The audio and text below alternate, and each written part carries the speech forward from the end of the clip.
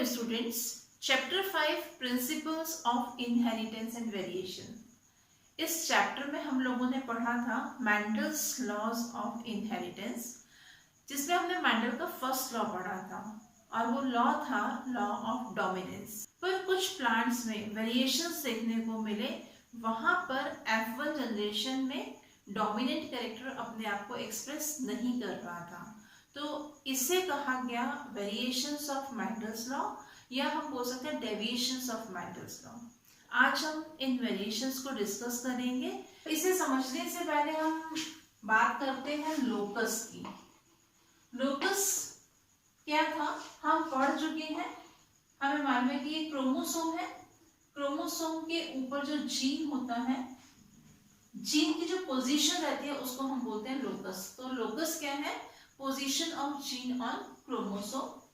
अगर हम यहाँ पर होमोलोगस क्रोमोसोम का पेयर बनाते हैं तो यहाँ पर भी जीन होगा। यहाँ पर अगर हमारे पास में कैपिटल टी जीन है, यहाँ पर स्मॉल टी जीन है, मीन्स यहाँ पर हाइट के लिए रिस्पॉन्सिबल जीन है।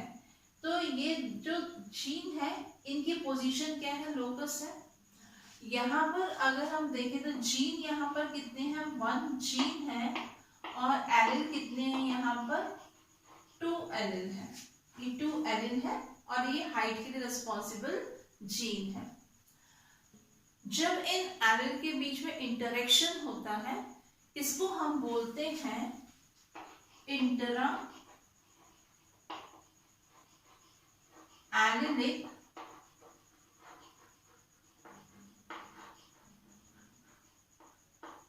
इंटरेक्शन, या इसे हम बोलते हैं इंट्राजेनिक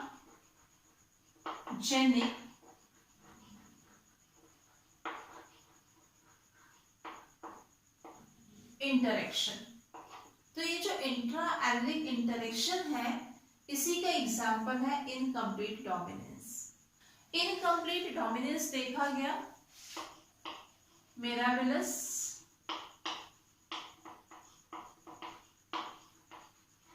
जाल्पा में, और इसको हम फोरोक्रॉप प्लांट भी बोलते हैं। और इसके अलावा इनकम्प्लीट डोमिनेंस को देखा गया स्नैपड्रैगन में। तो इसमें रेड कलर के फ्लावर जो थे,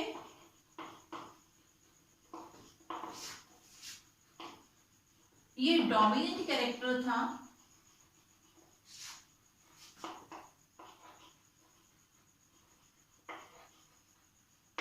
और इसके जो जीन थे वो क्या थे? उसके कैपिटल आर से शो किया गया था। और इसके साथ में ही इसमें व्हाइट कलर के फ्लावर भी थे, जो कौन सा कैरेक्टर था? रिसेसिव कैरेक्टर था। और इसके जो जीन थे उनको स्मॉल आर से शो किया गया।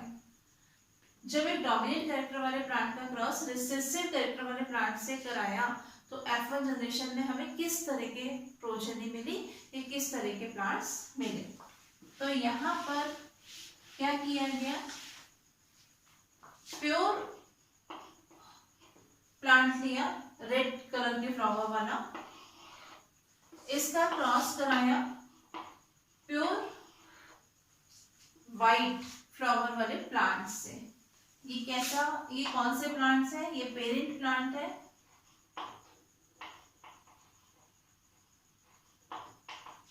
इसमें कैसे फ्लावर है? Red flower. और ये कैरेक्टर क्या है? डोमिनेंट कैरेक्टर है। ये व्हाइट फ्लावर प्लांट है। कैरेक्टर कैसा है? ये रेसेसिव कैरेक्टर है। जब इनमें गैमेट का फॉर्मेशन हुआ,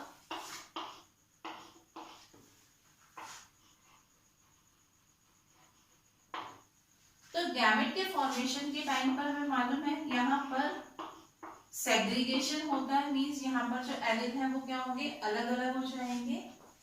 यहाँ पर भी एलिल्स अलग हो गए। तो यहाँ पर जो गैमेट का फॉर्मेशन हुआ, हम क्या देखेंगे कि जो डोमिनेंट प्लांट था उसके अंदर जो गैमेट फॉर्म हुए वो सब गैमेट कैसे थे, डोमिनेंट एलील वाले थे। जो रिसेसिव प्लांट था उसमें जो गैमेट का फॉर्मेशन हुआ उन सभी गैमेट्स में क्या था, रिसेसिव कैरेक्टर वाला एलील प्रेजेंट था। जब यहाँ पर हम देखेंगे F1 जनरेशन का फॉर्मेशन होता है तो हम पुनेट स्क्वायर की हेल्प से F1 जनरेशन देखते हैं। हम एक प्लांट के गैमेट्स को यहाँ पर लिख देते हैं और एक प्लांट के गैमेट्स को हम यहाँ पर लिख देते हैं।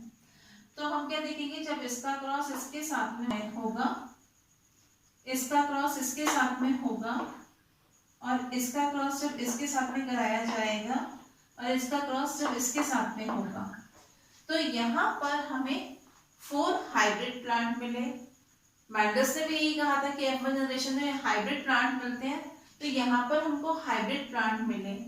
पर यहाँ पर जो डोमिनेंट कैरेक्टर था ये अपने आप को एक्सप्रेस नहीं कर रहा था। यहाँ पर फ्लावर रेड कलर के नहीं थे, यहाँ पर हमको जो फ्लावर मिले वो कैसे फ्लावर मिले, पिंक कलर के फ्लावर मिले। तो ये क्या हुआ, ये मैंडल्स के लॉ का वेरिएशन है, क्योंकि मैंडल्स ने क्या कहा था, मैंडल ने ये बोला था अपने लॉ में कि डोमिनेंट कैरेक्टर रिसेसिव कैरेक्टर को डोमिनेट करेगा, मींस F1 जनरेशन में यही कैरेक्टर शो होगा, डोमिनेंट कैरेक्टर। पर मिराबिलस जलापा में हमें डोमिनेंट कैरेक्टर यानी कि रेड कलर के फ्लावर वाले प्लांट ना मिलकर के कैसे प्लांट मिले, ऐसे प्लांट मिले जिनमें की पिंक कलर के फ्लावर थे। और ये जनरेशन जो है कौन सी जनरेशन थी, हमारी F1 जनरेशन थी। तो ये क्या है, ये इनकम्प्लीट डोमिनेंस का एग्जाम्पल है। और इनकम्प्लीट डोमिनेंस किसका एग्जाम्पल है, इंट्रा एलिलिक इंटरेक्शन का एग्जाम्पल है। तो F1 जनरेशन में जितने भी फ्लावर मिले वो कैसे मिले, पिंक फ्लावर मिले। अब हम देखते हैं कि इनके बीच में सेल्फिंग कराया जाएगा, मींस इसका क्रॉस इसके साथ में कराया जाएगा, ये इसका क्रॉस इसके साथ में कराया जाएगा, मींस F1 जनरेशन के जो मेंबर्स हैं उनमें सेल्फिंग कराया जाएगा। तो हम देखते हैं कि उसे किस तरह के प्लांट हमको मिलेंगे।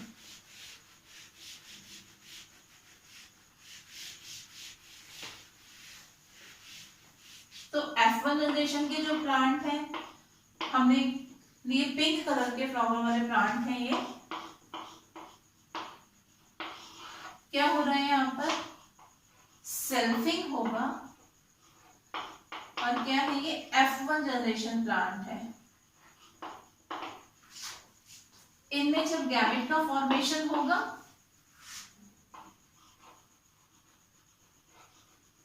तो गैमेट फॉर्मेशन के टाइम पर हम क्या देखेंगे, दोनों ही प्लांट में सेम टाइप के गैमेट फॉर्म होंगे। एक गैमेट जिसमें डोमिनेंट कैरेक्टर का एलील होगा, एक गैमेट जिसमें कि रिसेसिव कैरेक्टर का एलील होगा। सेम टू सेम ऐसे ही गैमेट्स इस प्लांट के अंदर भी फॉर्म होंगे।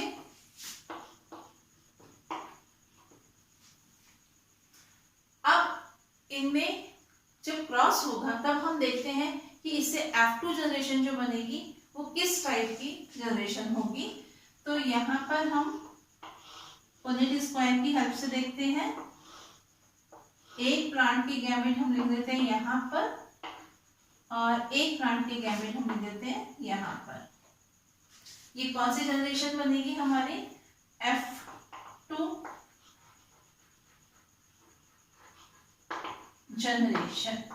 जब इस गैमेट का फ्यूजन इस गैमेट के साथ में होगा तो कैपिटल R दोनों एलील जो होंगे वो डोमिनेंट कैरेक्टर वाले होंगे।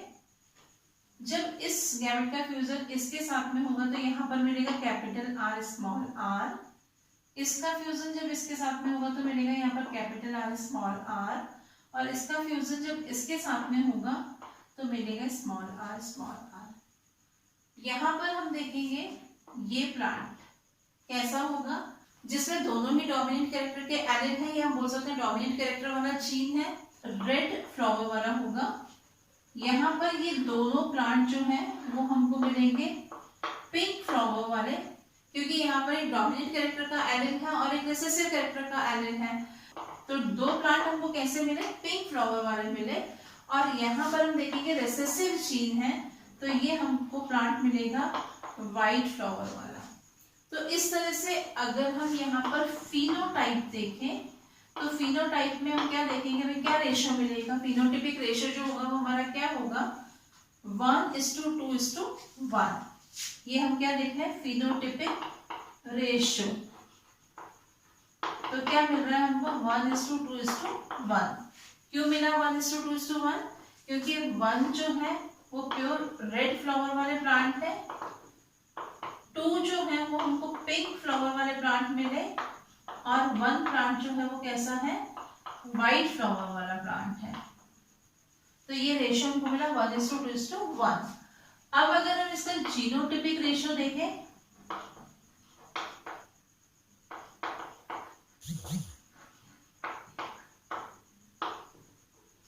तो यहाँ पर हमको क्या मिलेगा, यहाँ पर भी हमें रेशियो मिलेगा 1:2:1।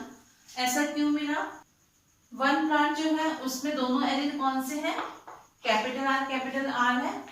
2 प्लांट ऐसे हैं जो पिंक कलर के फ्लावर वाले हैं, उनके जो जीन्स हैं वो क्या है कैपिटल आर स्मॉल आर, और यहाँ पर ये 1 प्लांट जो है वो कैसा है रिसेसिव कैरेक्टर के जीन वाला।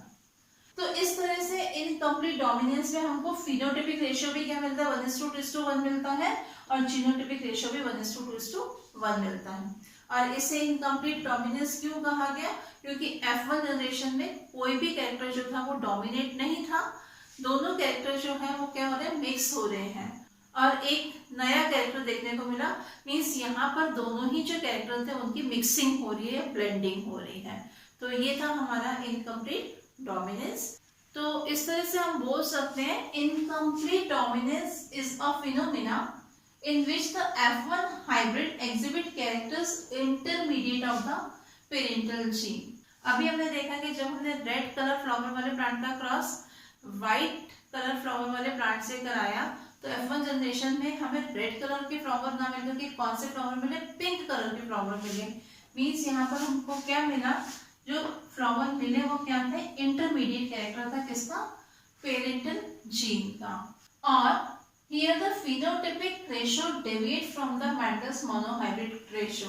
Mendel's का अगर हम मोनोहाइब्रिड क्रॉस का रेशियो देखें तो वहां पर F2 जनरेशन में हमको क्या रेशियो मिला था 3:1 रेशियो मिला था, और यहाँ पर हमको क्या रेशियो मिल रहा था 1:2:1 मिल रहा था।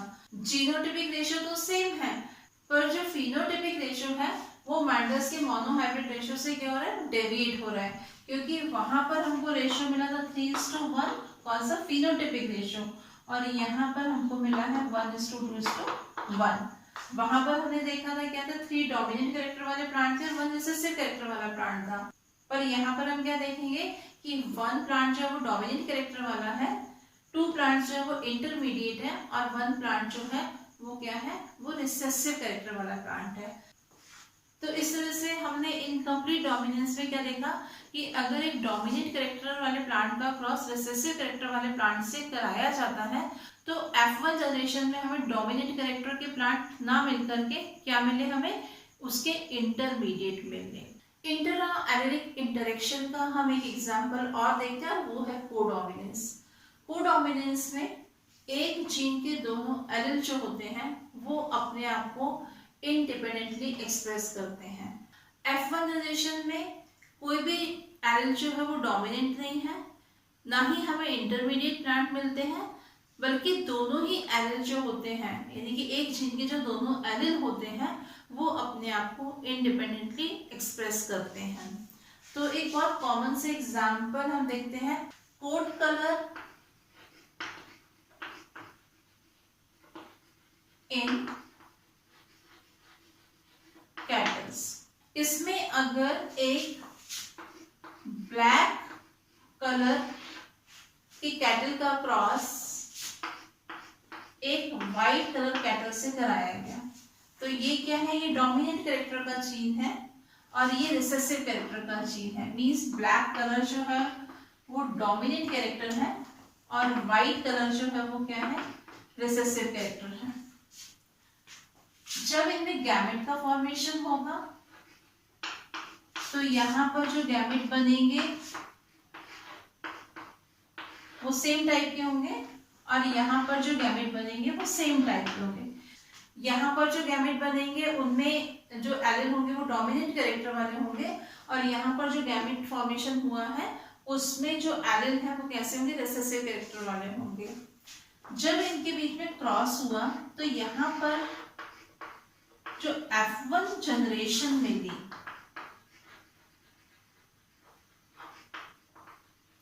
F1 जनरेशन में जो कैटल्स मिले वो कैटल्स ना तो पूरी तरह से ब्लैक थे, मींस डोमिनेंट कैरेक्टर शो नहीं हो रहा था, ना ही वो ब्लैक और व्हाइट का इंटरमीडिएट थे, बल्कि यहाँ पर जो कैटल्स मिले उनमें क्या था, ब्लैक पैचेस थे, मींस व्हाइट और ब्लैक कलर के पैचेस थे उस कैटल के ऊपर। तो क्या मतलब हुआ कि यहाँ पर जो ब्लैक कलर का एलिल था वो भी अपने आप को एक्सप्रेस कर रहा है, और व्हाइट कलर का जो एलिल है वो भी क्या कर रहा है, अपने आप को एक्सप्रेस कर रहा है। तो इससे कहा जाता है कोडोमिनेंस, मींस जिसमें दोनों एलिल जो है वो अपने आप को इंडिपेंडेंटली क्या कर रहे हैं, एक्सप्रेस कर रहे हैं। इसका एक एग्जांपल हम और देखते हैं, ब्लड ग्रुपिंग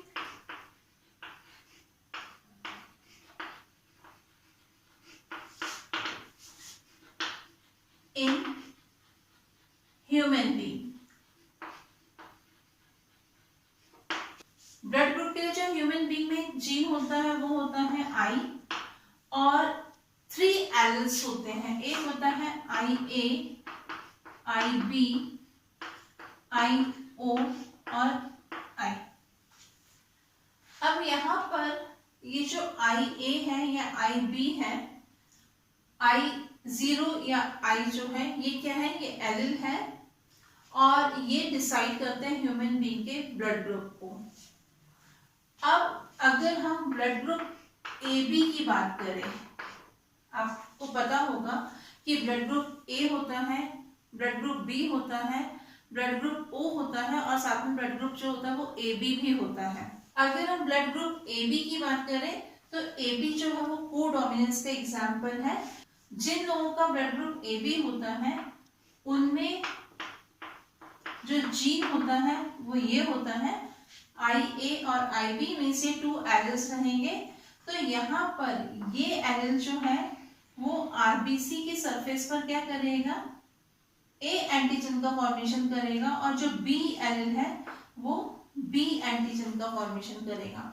जिनका ब्लड ग्रुप सिर्फ होता है A तो वहां पर RBC के सरफेस पर कौन से एंटीजन का फॉर्मेशन होता है, A एंटीजन का फॉर्मेशन होता है। जिनका ब्लड ग्रुप B होता है उनकी बॉडी में RBC की सरफेस पर जो होगा वो B एंटीजन होगा, लेकिन जिनका ब्लड ग्रुप AB होता है तो उसमें क्या होगा, यहाँ पर A एंटीजन का फॉर्मेशन भी होगा, B एंटीजन का फॉर्मेशन भी होगा, मींस दोनों ही जो एलिल है वो अपने आप को क्या कर रहे हैं, इंडिपेंडेंटली एक्सप्रेस कर रहे हैं। इसीलिए जो हमारा ब्लड ग्रुप होता है यानी कि ABO जो ब्लड ग्रुपिंग होती है ह्यूमन बीइंग में, इसमें AB ब्लड ग्रुप जो है वो भी किसका एग्जाम्पल है, कोडोमिनेंस का एग्जाम्पल है। अभी हमने बात की कि जो ह्यूमन बीइंग में ABO ब्लड ग्रुप होता है उसके लिए कौन सा जीन होता है, I जीन होता है, और 3 एलिल्स की बात की अभी हमने कि ये एलिल्स जो है वो क्या होते हैं, IA, IB एंड IO या सिर्फ I। तो ये 3 एलिल्स जो हैं वो डिसाइड करते हैं ह्यूमन बीइंग का ब्लड ग्रुप।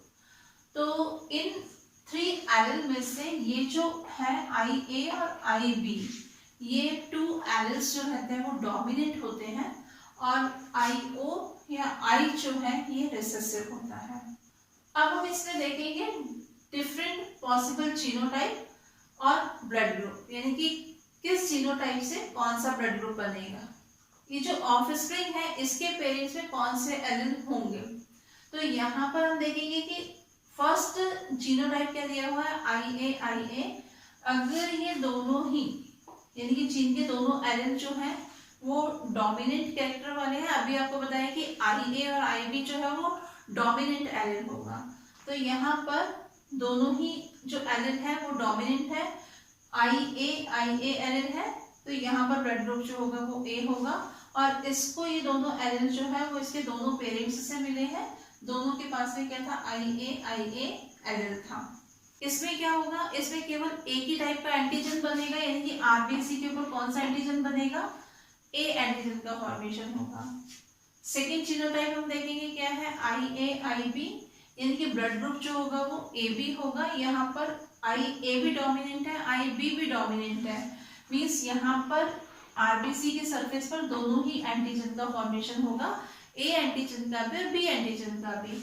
और यहाँ पर ये जो जीनोटाइप है इस ऑफस्प्रिंग का, इसके पेरेंट्स के पास में कौन कौन से जीन है, आई ए एंड आई बी। एक पेरेंट के पास में आई ए है, एक पेरेंट के पास में आई बी है। थर्ड जीनोटाइप अगर हम देखें तो यहाँ पर क्या है, आई ए आई जीरो। तो यहाँ पर ये क्या है, डोमिनेंट एलील है, ये रिसेसिव एलील है। ब्लड ग्रुप कौन सा होगा, ए होगा। यहाँ पर आरबीसी के सरफेस पर कौन सा एंटीजन फॉर्म होगा, ए एंटीजन बनेगा। इसमें इसके एक पेरेंट से मिला है इसे आई ए एलील और एक पेरेंट से मिला है आई ओ। इस जीनोटाइप को अगर हम देखें तो यहाँ पर जीनोटाइप क्या है, आई ए आई बी है। ब्लड ग्रुप क्या होगा, ए बी होगा। यहाँ पर आरबीसी के सरफेस पर दोनों ही एंटीजन का फॉर्मेशन होगा, ए एंटीजन का भी और बी एंटीजन का भी। और यहाँ पर जो एलील आए हैं वो पेरेंट्स से आए हैं, इस पेरेंट से मिला है इसको आई बी और इस पेरेंट से मिला है इसको आई ए। इस जीनोटाइप को अगर हम देखें तो यहाँ पर क्या है, आई बी है, इसका ब्लड ग्रुप क्या होगा, बी होगा।